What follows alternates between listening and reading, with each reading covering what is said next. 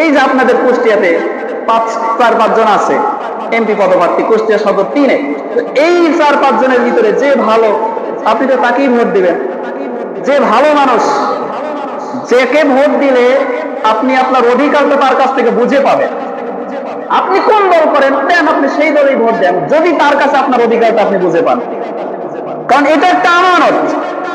আপনি একজন মানুষকে একটা ভোট দিয়ে তাকে আপনি জয়যুক্ত করলেন, যদি সে ভালো মানুষ হয়, ভালো কাজ করে, ওই ভালো কাজের একটা পার্সেন্টেজ, 1 ভোটের যে সওয়াব, ওটি আপনি পেতে থাকবেন। আর যদি আপনি একটা ভোট আপনি খারাপ পক্ষে দিলেন এবং সেই খারাপ মানুষটা জয়যুক্ত হলো, সে যত অপকর্ম করবে, যত দুর্নীতি করবে, টেন্ডারবাজি করবে, চাঁদাবাজি করবে, ওই একটা পার্সেন্টেজ, একটা গুনাহ, একটা খারাপ কাজের যে ভাগ, ওইটা আপনার আমলনামায় আসতে থাকবে।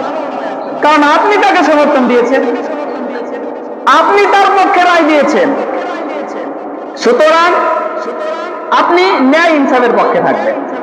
আপনি যে যে দল করেন কোনো সমস্যা নেই, শুধুমাত্র আপনি ন্যায় ইনসাফের পক্ষে থাকবেন এবং যাকে ভোট দিলে আপনি নিজের অধিকারটা বুঝে পেতে পারেন, আপনি তার পক্ষে থেকে তাকেই আপনি জয়যুক্ত করবেন। এটা আপনার ব্যক্তিগত ব্যাপার, কে কি দল করবে না করবে সেটা তার ব্যক্তিগত ব্যাপার। মিজানুর রহমান আজহারি উনি পোস্ট করেছে যে তারুণ্যের প্রথম ভোট ন্যায় ও ইনসাফের পক্ষে হোক। এখন আবার একদল লোক বলে উনি নাকি রাজনীতি করতেছেন, উনি নাকি আবার দাড়িপাল্লার পক্ষে ভোট চাচ্ছে। আরে ভাই, এই যে কথাগুলো তুমি বলো, তাহলে কি তুমি ন্যায় ইনসাফের পক্ষে না? যারা এটার বিপরীত বলবে তাহলে বোঝা যাচ্ছে ও ন্যায় ইনসাফের পক্ষ চায় না।